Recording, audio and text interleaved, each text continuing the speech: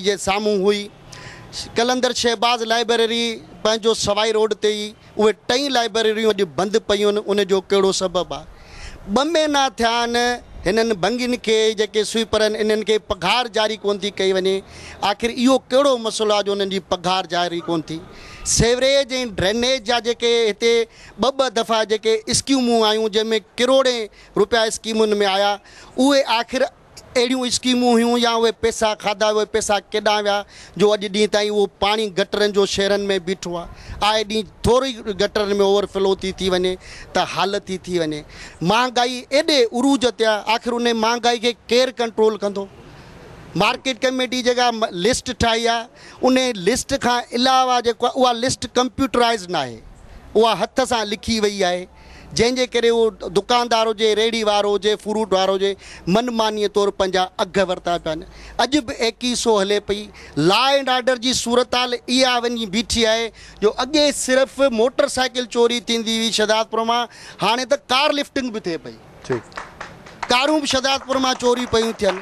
आख़िर ही महांगाई, आख़िर ही बेरोज़गारी, लॉ एंड ऑर्डर जी सूरत हाल, तालीमी इदारनि जी तबाही और बर्बादी, प्राइमरी स्कूल काफ़ी बंदि पिया आहिनि थिया, टीचर्स पढ़ाइण लाइ तयारु कोन्हनि को, कंहिंखे था ॾियनि, केरु हिननि जो भरचलो आहे? इहे सभु मसइला केरु हल कंदो? इन्हनि जा असांखे तव्हां खां जवाबु खपनि। महिरबानी तव्हांजी।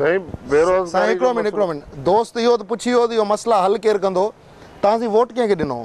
असां वोट साईं खे ई ॾिनो। साईं तव्हां ई मसइला हल कंदो न, तव्हां वोट वठी आया आहियो। प्लीज़ साईं काफ़ी मसइला आदो ॿुधाए वियो, हिकु हिकु करे ॿुधाया त आउं जवाबु ॾींदो वञा।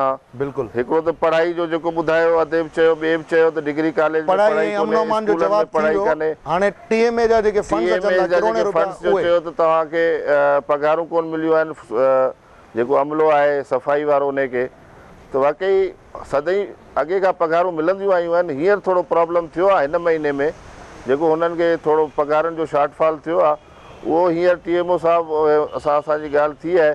अॼु या सुभाणे में हुननि खे जेका आहे उन्हनि जी सैलरी मिलंदी ऐं ॾिसंदो तव्हां त कमु ठीकु थींदो। ऐं जेको हीअ ड्रेनेज जो तव्हां चओ त करोड़े रुपया आया आहिनि, त तव्हां हींअर ॾिसो त जेके ही पंहिंजो ड्रेनेज जा जेके वॾा ठहिया आहिनि अॼुकल्ह नवां हिकिड़ा, असां वियासीं ॾिसणु, इन्हनि खे स्टोरेज जेके हूंदो आहे, पाणी स्टोर थींदो आहे उन्हनि में, पोइ अॻियां वेंदो आहे जिथे बि हिननि जो हूंदो आहे फ्लो पाणी जो, उहे काफ़ी उन्हनि ते ख़र्चो थियो आहे, उहे नवां ठहिया आहिनि। मसइलो इहो आहे त अॼुकल्ह आबादी जेका आहे पहिरीं घटि हुई शहदादपुर शहर जी, हींअर वधी वई आहे, घर वधी विया आहिनि। घरनि जे वधण खां पोइ पाणी जो फ्लो वधी वियो आहे, त उन हिसाब सां म्यूनिसिपैलिटी आहे या गवर्नमेंट जा इदारा आहिनि या MP MNAs आहे, पंहिंजे फंड मां स्कीमूं ॾेई उहे पंहिंजो उन में असां लॻा पिया आहियूं, कोशिशि में रुधल आहियूं त कीअं करे हिन खे शहर खे जेको ड्रेनेज जो मसइलो आहे उनखे हल करियूं। लॉ एंड ऑर्डर जो तव्हां ॿुधायो, मूं पहिरीं रिक्वेस्ट कई त लॉ एंड ऑर्डर वाकई अॻे खां ख़राबु आहे, आउं मञा थो, पर आउं उन ते ज़ाब्तो आणण जी वधि में वधि हींअर बि कोशिशि करियां पियो। ऐं आउं जेके पुलिस इंतिज़ामिया आहे ॿी आहे, आउं उन्हनि सां राब्ते में आहियां त हीअ कंट्रोल थिए।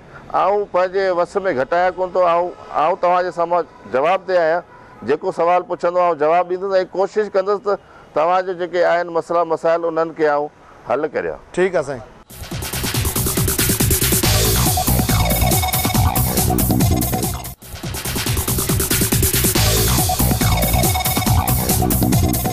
बिस्मिल्लाहिर्रहमानिर्रहीम।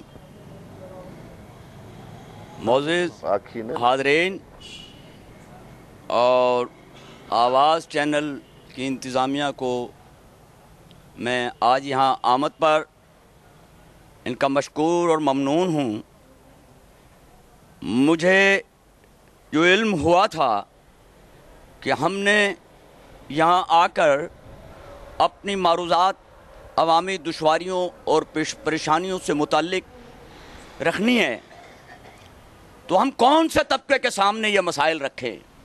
जो बालादस्त तबका है, जो मुस्तकिल ताकत के ज़ोर पर, इंतज़ामिया के ज़ोर पर, दौलत के ज़ोर पर और हुकूमत के ज़ोर पर इक़्तिदार की बालादस्ती हासिल करता है, और मुस्तकिल जो ज़ेर दस्त तबका है, जो मसाइल से दो चार है, वो हमारे मसले हल नहीं कर सकता। दूसरी बात यह है कि जो मसाइल के ज़िम्मेदार हैं اور اب تو یہ حالت ہو گئی ہے کہ حکمراں طبقے ایک ہو گئے ہیں عوام کے خلاف. وہ یہ سمجھتے ہیں کہ ہم نے کیونکہ ان کے مسائل حل نہیں کیے ہیں لہذا ہمیں ایک ہونا پڑے گا. اب ضرورت اس امر کی ہے کہ لوگ جو ہے اپنی صفوں کے اندر اتحاد پیدا کریں اور پھر ان مسائل کے حل کے لیے جو ہے وہ, کیونکہ میں ان کو حکمراں جماعت کے لوگوں کو پہلی تو بات یہ کہ میں اپنی طرف سے تو قانونی اور آئینی اور جمہوری اور منصفانہ انتخابات کے ذریعے منتخب نمائندہ جو ہے وہ تسلیم ہی نہیں کرتا اور تسلیم کرنے سے انکار کرتا ہوں.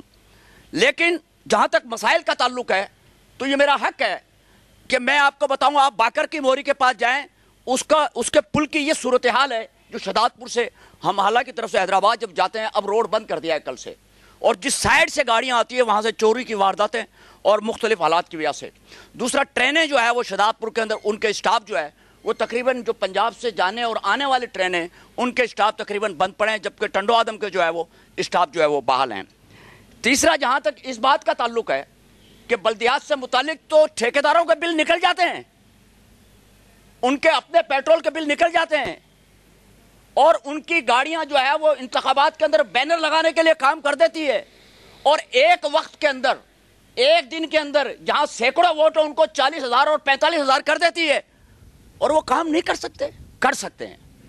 سوال یہ پیدا ہوتا ہے. اور دوسری بات یہ کہ یہاں سے مسائل سے جو تعلق ہے کہ آپ دیکھیں ابھی جو نوکریوں کا سلسلہ ہے ہمارے سرکاری اسپتال میں اس طرف توجہ دلاؤں گا میڈیا کے تھرو کہ جناب ان لوگوں کو ملازمتیں دی جائے جو آلریڈی بلدیہ کے اندر بیچارے پہلے سے ملازمتیں کر رہے ہیں, جو کلرک ٹائپ کے لوگ ہیں, نہ کہ ان لوگوں کو کہ جو لوگ ان کے جو ہے وہ چاہنے والے ہیں. آپ مجھے ایک بات بتائیں, جب سرکاری ملازم سیاسی پارٹیوں کے حکمراں پارٹیوں کے عہدیدار ہوں گے, ان کے بینروں پر فوٹو لگے وہ ہوں گے اور وہ جو ہے وہ سرکاری لوگوں کے لیے کام کریں گے, اور جب تک سیاسی لوگوں سے ان اداروں کو, ان افراد کو, ان سرکاری لوگوں کو آزادی میسر نہیں آئے گی, وہ آزاد نہیں ہوں گے, تو وہ آزادانہ, منصفانہ اور جسٹسلی کام کیسے کر سکتے ہیں؟ تو اس کے لیے ضرورت اس امر کی ہے کہ ان کو جو ہے وہ انڈیپینڈنٹ کیا جائے, باوقار اور بااختیار طریقے سے جو ہے وہ کام کرنے دیا جائے. اور دوسری ایک اور بھی مسئلہ میں آپ کو بتاؤں کہ اب جو ہے اب دو کام کر رہے ہیں کہ ایک آپ نے جو ہے آج یہ کام کیا, بڑا اچھا کیا. آپ یہ دیکھیں کہ مختلف لوگوں کو اب الیکشن آ رہے ہیں, اور جب الیکشن آ رہے ہیں تو لوگ کئی اپنی صفائی کے لیے طریقے نکال رہے ہیں, اور میڈیا کا کام یہ ہے, دیکھو میڈیا کا دو ہے کام, ایک میڈیا زرخریدہ قلمکار کا کردار ادا کرتی ہے, اور دوسری میڈیا حسینی اور یزیدی کردار کو الگ الگ دو پہراؤں میں لا کھڑا کرتی ہے. میرا کوئی ان سے جو ہے وہ سوال نہیں ہے, میری معروضات ہے جو میں رکھ رہا ہوں. حج اوقاف کی دکانوں کو جو ہے وہ نوٹس نکالے گئے جن کی 10 سال پہلے رجسٹریاں ہو چکی ہے 32 افراد کو مختلف مقامات سے کہ آؤ اور یہ تمہاری دکانیں نہیں ہیں, ہم تم کو نوٹس دیتے ہیں. یہ کیا ہے؟ یہ مختلف طریقے سے جو ہے. اب آپ چلے جائیں یہاں پہ مدینہ مسجد کے, ابھی میں گیا ہوں ادھر روڈ کے اوپر یہ صورتحال ہے کہ وہاں سے آپ گزر نہیں سکتے. آپ جو ہے وہ حالہ چوک سے لے کے ٹنڈو آدم روڈ پہ آپ چلے جائیں, آپ جو ہے وہاں سے گزر نہیں سکتے. اگر کوئی خاتون بیچاری بیٹھی ہوئی ہے, کوئی جو ہے وہ مقصد یہ کہ پیراگریٹ ہے, آپ دیکھیں وہ چل نہیں سکتی اس کے اوپر. اور میں نے باقر بور کی صورتحال بتائی, یہاں کی ملازمتوں کی صورتحال بتائی. تو جناب ملازمینوں کو اپنی پارٹیوں سے استعفے دلوائیں, سرکاری جو بھی ملازم ہیں, اور ٹھیکیداروں کو بل نکل